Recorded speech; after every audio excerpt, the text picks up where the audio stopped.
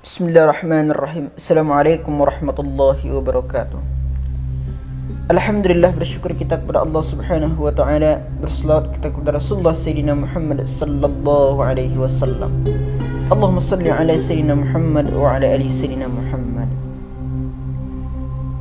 Teman-teman semuanya, bertemu lagi kita pada kesempatan kali ini.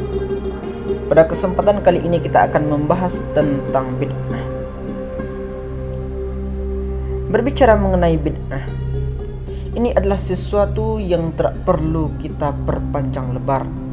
Jangan ikut-ikut dengan orang-orang yang qasidul faham. Kullu bid'atin dhalalah. Setiap yang bid'ah adalah dhalalah. Benar. Akan tetapi makna bid'ah menurut kita itu apa? Mana yang bid'ah dhalalah itu menurut Nabi? Perlu kita cermati. Kullu bid'atin dhalalah, setiap yang baru adalah sesat.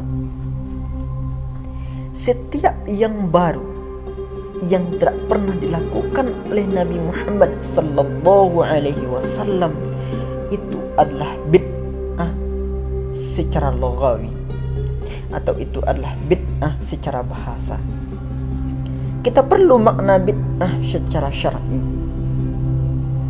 Yang bid'ah dhalalah itu menurut Nabi adalah bid'ah secara syar'i. Berbicara mengenai bid'ah secara lughawi atau bid'ah secara bahasa, ini ada beberapa hukumnya. Ada yang haram, ada yang sunnah, ada yang makruh, ada yang mubah. Kadang mereka mengatakan setiap yang tidak pernah dilakukan oleh Nabi adalah bid'ah. Nah, mereka memakai baju yang tidak sama persisnya dengan Nabi. Mereka memakai sendal, mobil, naik pesawat terbang. Nah, mereka membantah, oh itu urusan dunia, bukan urusan agama. Yang bid'ah itu urusan agama. Memangnya Nabi pernah mengatakan kullu bid'atin fi syariah, kullu bid'atin fil akhirah, atau kullu bid'atin fid dunya? Memangnya Nabi pernah mengatakan hal itu? Lalu dari sudut pandang yang mana kita membedakan antara bid'ah dalam agama atau bid'ah pada dunia? Ini perlu untuk kita cermati.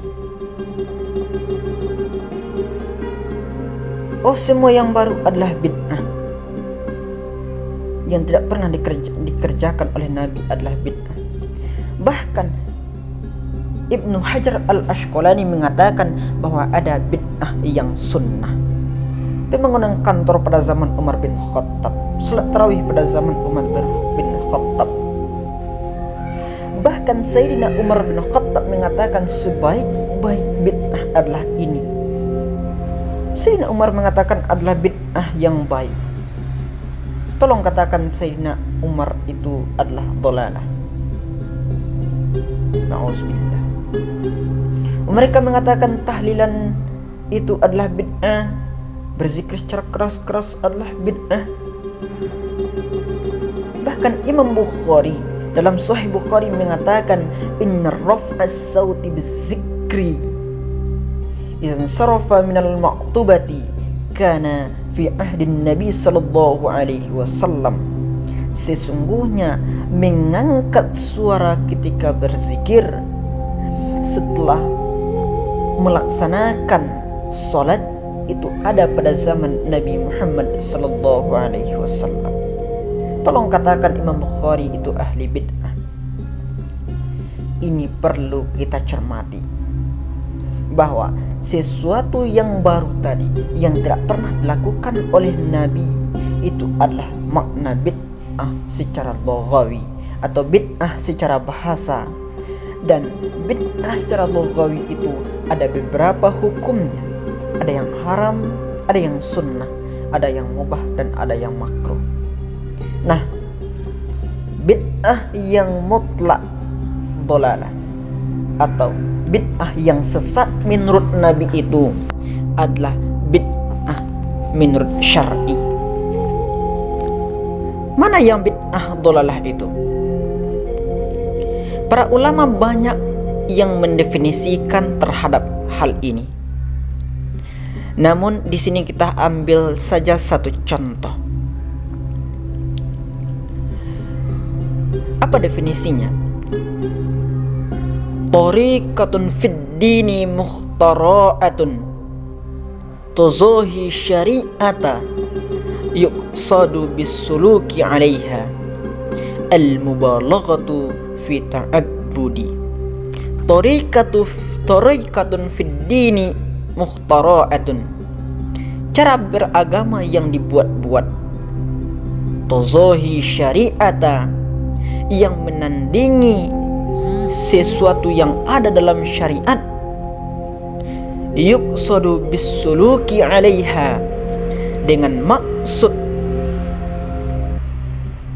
yuqsadu bisuluki 'alaiha al-mubalaghatu fit ta'abbudi, dengan maksud melakukan itu semua berlebihan dalam beragama. Contoh,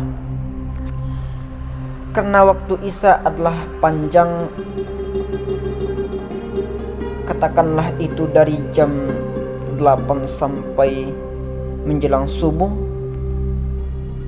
lalu kita melaksanakan salat Isya 8 rakaat, kita tambah lagi 4 rakaat karena waktunya panjang, kita ingin mendapatkan pahala yang banyak.